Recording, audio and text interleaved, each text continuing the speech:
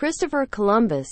His expeditions, sponsored by the Catholic monarchs of Spain, were the first European contact with the Caribbean, Central America, and South America. Columbus's early life is somewhat obscure, but scholars generally agree that he was born in the Republic of Genoa and spoke a dialect of Ligurian as his first language.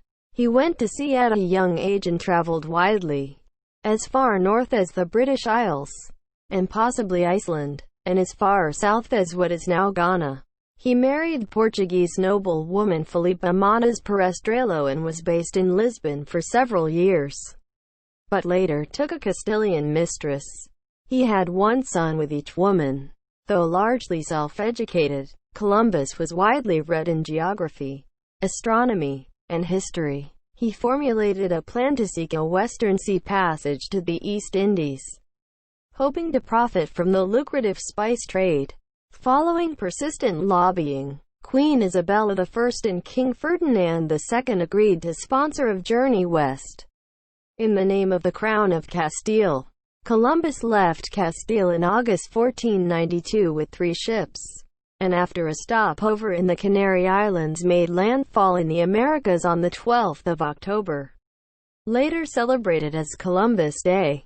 His landing place was an island in the Bahamas, known by its native inhabitants as Guanahani. Its exact location is uncertain. Columbus subsequently visited the islands now known as Cuba and Hispaniola, establishing a colony in what is now Haiti, the first European settlement in the Americas since the Norse colonies nearly 500 years earlier. He arrived back in Castile in early 1493, bringing a number of captive natives with him. Word of his voyages soon spread throughout Europe.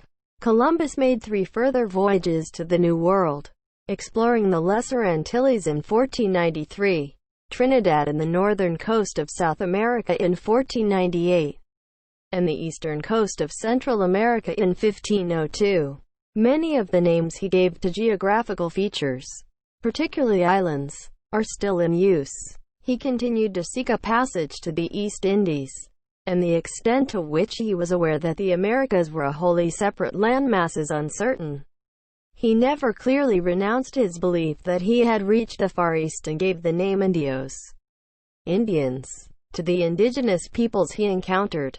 Columbus's strained relationship with the Spanish crown and its appointed colonial administrators in America led to his arrest and removal from Hispaniola in 1500. And later to protracted litigation over the benefits that he and his heirs claimed were owed to them by the crown. Columbus's expeditions inaugurated a period of exploration, conquest, and colonization that lasted for centuries, helping create the modern Western world. The transfers between the Old World and New World that followed his first voyage are known as the Columbian Exchange, and the period of human habitation in the Americas prior to his arrival is referred to as the Pre-Columbian era. The debate over Columbus's legacy continues. He was widely venerated in the centuries after his death, but public perception has fractured in recent decades as scholars give greater attention to the harm committed under his governance, particularly the near extermination of the indigenous Taino population from mistreatment and European diseases. There is good evidence that Columbus's regime brutally subjugated and enslaved the Taino to aid the Spanish quest for gold. Some other allegations, such as tyrannical rule over the Spanish colonists, are murkier. A contemporaneous, persistent smear campaign called the Black Legend makes the extent of Columbus's blame uncertain. Many landmarks and institutions in the Western Hemisphere bear his name, including the country of Colombia and the name Columbia, which is used as a personification for the United States, and appears in many place names there.